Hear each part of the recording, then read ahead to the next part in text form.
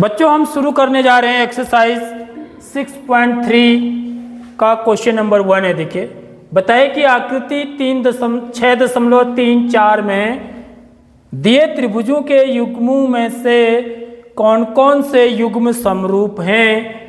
उस समरूपता कसौटी को लिखिए जिसका प्रयोग आपने उत्तर देने में किया है। साथ ही समरूप त्रिभुजों को सांकेतिक रूप में व्यक्त कीजिए। तो बच्चों हमने जो समरूपता की कसौटियां पढ़ी हुई हैं वो कौन कौन सी हैं। समरूपता की कसौटियां, समरूपता की कसौटियां या इसको क्या बोलते हैं हम, कसौटियां या नियम बोलते हैं। ठीक है, तो पहला जो कसौटी है हमारी वो है ए या इसको ए भी बोलते हैं। ए समरूपता कसौटी। ठीक है, दूसरा हमने पढ़ा है एस समरूपता कसौटी और थर्ड नंबर पर एस समरूपता कसौटी। तो इन कसौटियों का प्रयोग किन त्रिभुजों में हो रहा है, इनमें से किसी एक का हो रहा होगा। समझ रहे हो बात, क्योंकि हमको समरूप कौन कौन से युग्म समरूप हैं बोल रहा है, कोई नहीं भी हो सकता है। ठीक है, जिसमें ये तीनों में से कोई भी लागू नहीं होगा तो वो समरूप नहीं होंगे। ठीक है, तो जिनमें तीनों में से कोई भी लागू होगा वो त्रिभुज क्या होंगे, समरूप होंगे। तो देखिए इसमें पहला वाला पार्ट है, एक त्रिभुज ABC है और दूसरा त्रिभुज PQR है। तो इनके कोण यहाँ पर दिए हुए हैं। तो ये तो सरल सा सवाल है। देखिए यहाँ पर देखिए आप त्रिभुज ABC और त्रिभुज PQR में आप देखें तो कोण A का मान कोण P के मान के बराबर है, दोनों 60 अंश के हैं। कोण B का मान कोण Q के बराबर है, दोनों 80 अंश के हैं। और कोण C का मान कोण R के बराबर है, दोनों 40 अंश के हैं। यानी कि दोनों त्रिभुजों के संगत कोण कैसे हैं, बराबर है। तो यदि संगत कोण बराबर हैं तो इसका मतलब दोनों त्रिभुज कैसे हैं, समरूप हैं। जो हमने कसौटी अभी देखी ए वाली, समझ रहे हो बात। तो कैसे हल करेंगे, लेकिन हल करने का एक तरीका होगा, वो क्या होगा, त्रिभुज ABC तथा त्रिभुज PQR में फर्स्ट वाला पार्ट। ठीक है, कोण A बराबर कोण P। देखो यहाँ पर जो चीज़ होती है ना ये देखो अल्फाबेटिकली लिखा होता है, ये आपस में इनका संबंध कोण A कोण P के बराबर है। यदि आपने सिस्टम से लिखा है तो आप यहाँ से भी कर सकते हैं सीधे। बराबर कितना अंश है, 60 अंश। कोण B बराबर कोण Q, देखो ये B के बाद Q आ रहा है, देखो बराबर 80 अंश। और कोण C बराबर कोण R बराबर 40 अंश। ये हमको क्या है बच्चों, दिए हैं, ये दिए हैं प्रश्न में ही। ठीक है, तो इसलिए त्रिभुज ABC समरूप होगा त्रिभुज PQR के। कौन से समरूपता नियम से, AAA समरूपता नियम या समरूपता कसौटी भी लिखते हैं इसको, समरूपता कसौटी से। ठीक है, यदि दो त्रिभुज समरूप होंगे तो इनकी संगत भुजाएं भी अवश्य ही क्या होंगी, समानुपाती होंगी, उनका अनुपात बराबर होगा। इस बात को ध्यान रखिए। ठीक है, यहाँ पर इसका मतलब ये नहीं कि ये बराबर होंगी। ठीक है, यानी कि इनकी भुजाएं समानुपाती होंगी, अर्थात AB देखो यहाँ पर ले जाएंगे AB बट्टे PQ। देखो AB बट्टे PQ बराबर BC बट्टे QR। देखो BC है तो QR, BC बट्टे QR बराबर AC बट्टे PR। ये भी अवश्य होगा। ठीक है बच्चों, बात आ गई, बात समझ में। अब बच्चों इसका सेकंड पार्ट देखिए आप, सेकंड पार्ट। तो यहाँ पर जरा ध्यान से देखेंगे हम दोनों चित्रों में। तो देखिए 2 का दुगना क्या है बच्चों, 4। देखिए जरा सा, 2 का दुगना क्या है 4, 2 का दुगना 4, 2.5 का दुगना 2.5 कितना हुआ 2.5, 2.5 का दुगना क्या होता है 5, 3 का दुगना क्या होता है 6। तो आप देख रहे हो इसकी भुजाएं और इसकी भुजाएं, इनकी जो संगत भुजाएं हैं वो क्या हैं दुगने हैं इसकी इस त्रिभुज की, यानी कि इनका अनुपात क्या होगा बच्चों बराबर होगा। समझ में आ रही बात। तो हम कैसे लिखेंगे इसको, देखिए लिखने का तरीका क्या होगा वो चीज़ आपको बता सीखना है सबसे पहले। तो त्रिभुज ABC तथा त्रिभुज, अब यहाँ पर क्या कौन सा त्रिभुज लिखूंगा मैं, देखो यहाँ पर मैं, आप यदि PQR लिखोगे ना तो आपके गलत भी हो सकता है। समझ रहे हो, आपको कैसे देखना है अनुपात। यहाँ मैंने ABC लिखा ना, यहाँ तो मैं स्वतंत्र था लिखने के लिए, अब यहाँ पर मैं बद गया हूँ लिखने के लिए इधर, अब मैं इसी के अनुसार लिखूंगा।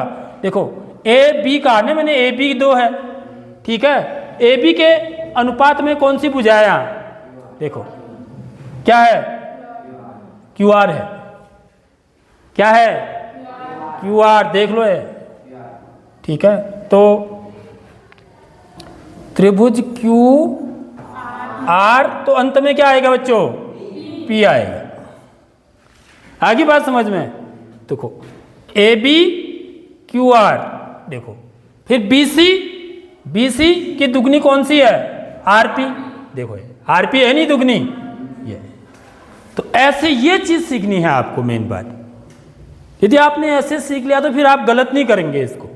आपको ये देखना है कि कौन सी भुजा का अनुपात किससे बन रहा है, इस त्रिभुज के, इसका इससे बन रहा है, इसका इससे बन रहा है, इसका इससे बन रहा है। तो इसको मैंने ABC लिख दिया, ठीक है। अब मैं इसको कैसे लिखूंगा, इससे बन रहा है ना इसका अनुपात, ये इस भुजा का अनुपात इस भुजा से बन रहा है, तो ये 1/2 तभी तो आएगा, ये इसकी दुगनी है ना, तो इसको क्या लिखा मैंने QR, तो तीसरा P हो जाएगा, ठीक है। समझ आ गई बात। अब हम देखिए, अब इन दोनों त्रिभुजों में हम क्या निकालेंगे, यहाँ पर कोण तो हमको दिए नहीं है, कोण दे रखे हैं नहीं दे रखे हैं, यानी कि हम क्या करेंगे भुजाओं का अनुपात निकालेंगे। तो AB बट्टे क्या QR, देखो यहाँ मैंने लिख दिया ना, अब आप इस सिस्टम से चलते जाइए। देखो AB बट्टे QR, देखो बराबर 2/4, 2/4 बराबर कितना आ गया, 2 एकम 2, 2 दूनी 4 बराबर 1/2। अब ऐसे ही BC बट्टे, देखो BC बट्टे RP लिखेंगे, RP, ठीक है। BC कितना है 2.5 बट्टे RP 5,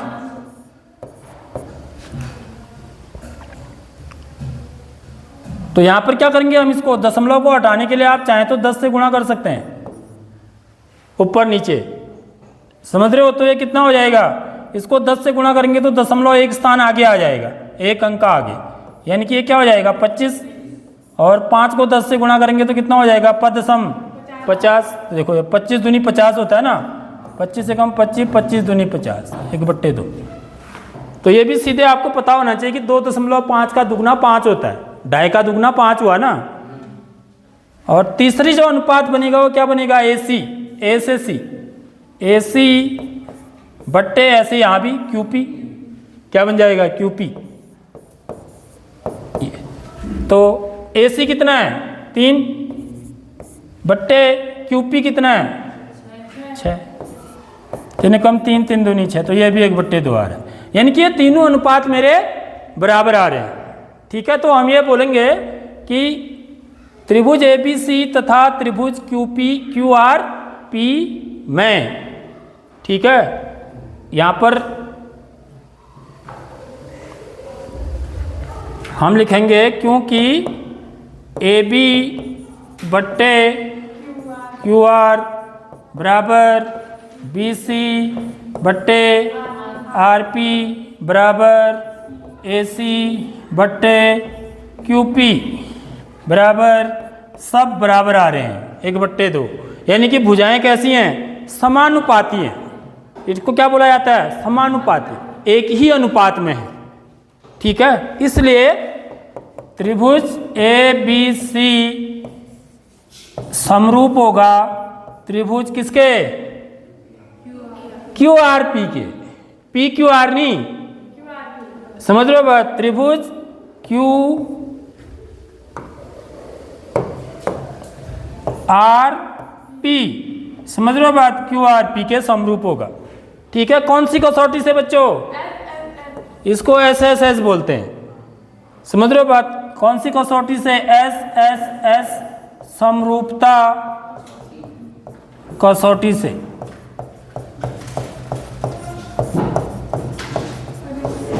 तो इसका मतलब क्या हुआ, यदि ये दोनों त्रिभुज समरूप होंगे तो इनके कोण भी बराबर होंगे। फिर समझ रहे हो बात, समझ गए नहीं समझ रहे हो, तो कोण ए किसके बराबर होगा बच्चों, कोण ए कोण क्यू के बराबर होगा, याद रखिए, कोण ए किसके बराबर होगा, कोण क्यू के बराबर, कोण बी किसके बराबर होगा, कोण आर के बराबर, ये बात याद रखिए। और कोण सी किसके बराबर होगा, कोण सी जो होगा वो कोण पी के बराबर होगा। ठीक है, क्योंकि समरूप त्रिभुजों के संगत कोण भी बराबर होते हैं। अब देखो बच्चे, इसका तीसरा पार्ट हम कैसे करेंगे। यहां पर दो त्रिभुज दे रखे हैं, एक त्रिभुज है एल एम पी और दूसरा त्रिभुज है डी ई एफ।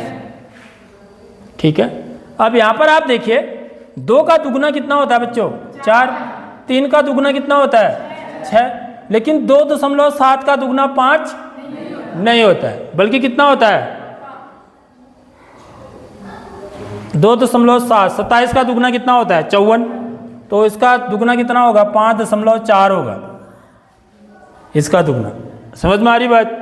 तो यहाँ पर एक क्लियर बात यह है कि यदि हम इनके भुजाओं का, संगत भुजाओं का अनुपात निकालेंगे तो तीनों जो अनुपात हैं वो बराबर नहीं आने वाले हैं, तो इसलिए दोनों त्रिभुज समरूप नहीं होंगे। तो पहले मौखिकी समझ लेना है इन सवालों को, उसके बाद हम इसको करेंगे सवाल को। ठीक है, कैसे करना है देखिए, त्रिभुज एल एम पी ऐसे लिखेंगे। इसको लिखने के लिए आप फ्री हैं, लेकिन यहां पर हम फिर उसको कैसे लिखेंगे, तथा त्रिभुज। ठीक है, अब देखिए इसका दुगुना कौन सी भुजा है बच्चों, यह वाली भुजा है नहीं है, इस भुजा की दुगुनी इस भुजा वाली भुजा है, तो इसका अनुपात इसके साथ निकालेंगे। समझ रहे हो बात। तो यानी कि एल एम पी लिखा मैंने, तो एल एम के जो संगत भुजा है वो कौन सी बन रही है, देखो इसका दुगुना यह है, इसकी दुगनी तो यह वाली भुजा है ना, और इसकी दुगनी यह वाली भुजा है। तो मैं इसको जब एल एम पी कह रहा हूं तो ये इसकी दुगनी क्या हो जाएगी, इसकी दुगनी यह होनी चाहिए। समझ रहे हो बात। तो सबसे अच्छा मैं इसको क्या लिख देता हूं बच्चों, एल एम पी न लिख करके एल पी एम लिख सकता हूं। क्यों, तब मेरे को यहां से ही करने में सही हो जाएगा। ठीक है, तो एल पी एम क्या लिख देते हैं, एल पी एम तथा त्रिभुज, अब इसकी दुगनी यह है तो डी एफ ई, तो इसको क्या लिख सकता हूं मैं, डी एफ ई में। अब समझ में आ रही बात। देखो, क्योंकि एलपी का अनुपात किससे बन रहा है, डीएफ से बन रहा है ना। समझ रहे हो बात। एमपी का अनुपात किससे बन रहा है, डी से। देखो ये, या पीएम का अनुपात, पीएम का अनुपात किससे बन रहा है, डी से। पीएम और क्या, डीई। तो यहां पर जरा सा ये गलत हो रहा है फिर। ठीक है, पीएम का अनुपात किससे बन रहा है मेरा, पीएम। एमपी का अनुपात बन रहा है ईडी से, डी से, तो ये गलत हो गया। ठीक, तो क्या लिखेंगे फिर हम इसको, देखो ये बराबर आने चाहिए ना। एलपी का तो एलपी का डीएफ से बन रहा है। ठीक है, देखो 6, इसका दुगना 3 का दुगना 6। उसके बाद एमपी का अनुपात किससे बन रहा है, ईएफ से। पीएम का अनुपात, हाँ ठीक तो है, एफई से बन रहा है। समझ लो, ठीक है ठीक है। तो दोबारा मैं आपको बताता हूं, देखो पीएम, पीएम ये क्या है, एफ ई। देखो F P M F E. P M क्या है, दूसरे और तीसरे नंबर के हैं, एफ ई भी दूसरा और तीसरे नंबर का है। ठीक है, समझ में आगे नहीं आई बात, इसलिए जो लिखा था वो सही लिखा था। लेकिन अब मेरा, क्योंकि मैं वीडियो भी बना रहा हूँ तो मैं नहीं चाहता हूँ कि उसमें किसी प्रकार का कन्फ्यूजन रहे। जो उसको देखेगा, यहाँ पर क्या लिखेंगे, एम पी एल लिखेंगे। तो यहाँ पर देखिए एम पी बट्टे ई डी, एम पी बट्टे ई डी बराबर 2/4 बराबर कितना आ गया, 1/2। फिर क्या आएगा, पी एल, पी एल बट्टे डी एफ। ठीक है, 2 वाली भुजा इसकी 2, पी एल बट्टे डी एफ। पी एल कितना है, 3 बट्टे डी एफ कितना है, 6, 3 कम 3, 3 दूनी 6, ये भी 1/2 आ गई। अगली थर्ड एम एल, क्या बनेगा, इसका पहला इसका अंतिम, एम एल बट्टे इसका भी इसका पहला इसका अंतिम, ई एफ। तो एम एल कितना है, 2.7 बट्टे ई एफ कितना है, 5। क्या करेंगे, 10 से ऊपर नीचे गुणा करेंगे तो ये कितना हो जाएगा, 27 बट्टे 5.50। तो कटते हैं किसी से, नहीं कटते हैं, साफ बात है, समझ में आ रही बात। तो इसकी वैल्यू जो है इतनी आ रही है, 27/50। तो ये क्या तीनों अनुपात बराबर हैं, नहीं है। हम ये लिखेंगे कि एम पी बट्टे ई डी तो बराबर है किसके, पी एल बट्टे डी एफ के, लेकिन ये बराबर नहीं है किसके, एम एल बट्टे ई एफ के। ठीक है, अतः त्रिभुज, इसलिए त्रिभुज एम पी एल तथा त्रिभुज ई डी एफ क्या है, समरूप नहीं है। ठीक है बच्चों, आगे बात समझ में, इसको ऐसे करना है।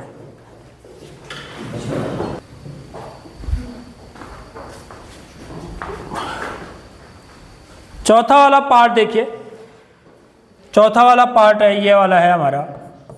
ठीक है, चौथे वाले पार्ट में ये पॉइंट पी है। ठीक है, तो यहां पर 2 त्रिभुज हैं, देखो बच्चों। अब ये 2 त्रिभुज समरूप हैं या नहीं हैं, हम सबसे पहले इनको देख के ही पता कर लेते हैं, मौखिक होते हैं सवाल ये। ठीक है, देखिए ये कोण इस कोण के बराबर है नहीं है, कोण एम किसके बराबर है, कोण क्यू के। और देखो एक चीज देखो आप, इस भुजा की दुगनी ये वाली भुजा है, 5 का दुगना 10, 2.5 का दुगना 5, यानी कि 2 भुजाओं का अनुपात कैसा है, बराबर है। और उनके अंतर्गत कोण जो बन रहा है वो भी क्या है, बराबर है। इसलिए दोनों त्रिभुज कैसे हैं, समरूप हैं। कौन सी कसौटी से, ऐसे है, समरूपता कसौटी से। अब हम के मेन चीज क्या है कि इसको लिखेंगे कैसे। ठीक है, तो बच्चों देखिए इस सवाल को हम कैसे करेंगे। यहां पर आप देखते हैं कि यदि हम ये 2 त्रिभुजों को लें तो ये कोण इस कोण के बराबर है, इस भुजा की दुगनी ये वाली भुजा है, इस भुजा की दुगनी ये वाली भुजा है। ठीक है, अब त्रिभुज का नाम कैसे लिखेंगे हम। ठीक है, तो त्रिभुज का नाम हम त्रिभुज एल से शुरू करते हैं, चलिए। ठीक है, आप शुरू कहीं से भी कर सकते हैं। त्रिभुज एल एम एन। ठीक है, ये कौन सा पार्ट है मेरा, 4th पार्ट है। त्रिभुज एल एम एन तथा त्रिभुज, इसको तो आप जैसे मर्जी वैसे लिख सकते हैं। अब इस त्रिभुज को इसी के अकॉर्डिंग लिखना पड़ेगा। ठीक है, समझ रहे हो बात। तो एल एम, ठीक है, इसकी दुगनी कौन सी भुजा है, ये वाली भुजा है। ये वाला कोण मेरा दिया हुआ है, ये वाला कोण नहीं दिया हुआ है, देखो ये। ठीक है, तो मुझे क्या लिखना, क्या लेना पड़ेगा बच्चों, आर क्यू। समझ में आ रही नहीं आ रही बात। यहाँ एल की L M R Q, L M की दुगनी आर क्यू है, समझ रहे हो। तो हम क्या लिखेंगे आर क्यू, आर क्यू के बाद क्या बचेगा फिर पी में। ठीक है बच्चों, आगे बात समझ में। तो मेरा क्या हो जाएगा देखिए, अब यदि मैं एल एम बट्टे क्या करूँगा, एल एम बट्टे आर क्यू निकालूंगा। एल एम बट्टे आर क्यू कितना होगा, एल एम बट्टे आर क्यू कितना हो गया बच्चों 5/10, समझ में आ रही बात। तो एल एम कितना है 5 है और आर क्यू कितना है 10 है, 5 कम 5 5 दूनी 10 बराबर 1/2 आ गया। और दूसरी चीज़ देखिए, ये वाला कोण, ठीक है, ये वाला कोण, इस कोण को क्या लिखूंगा मैं एल एम एन, कोण एल एम एन बराबर कोण किसके है, इसको एल एम एन लिखा, देखो एल एम एन लिख रहा हूं तो इसको क्या लिखूंगा आर क्यू पी लिखूंगा। देखो आर क्यू पी, देखो आ रहा है नहीं आ रहा है, बराबर आर क्यू पी बराबर कितना अंश दिया हुआ है 70 अंश, यानी कि ये दो कोण बराबर है। और तीसरी बात, जो तीसरी भुजा का अनुपात है, तीसरी भुजा क्या है बच्चों मेरी एम एन है, देखो ये एम एन, एम एन, इसका अनुपात किससे निकालूंगा, एम एन अंत के 2 ले रहा हूं तो यहां भी अंत के 2 लूंगा बराबर क्यू पी। ठीक है, एम एन कितना है 2.5 बट्टे क्यू पी कितना है, देखो ये क्यू पी 5, समझ रहे हो बात। तो यहाँ भी किससे गुणा करेंगे 10 से, तो ये कितना हो जाएगा 25/50, 25 से कम 25, 25 दूनी 50, 1/2, समझ में आ रही बात।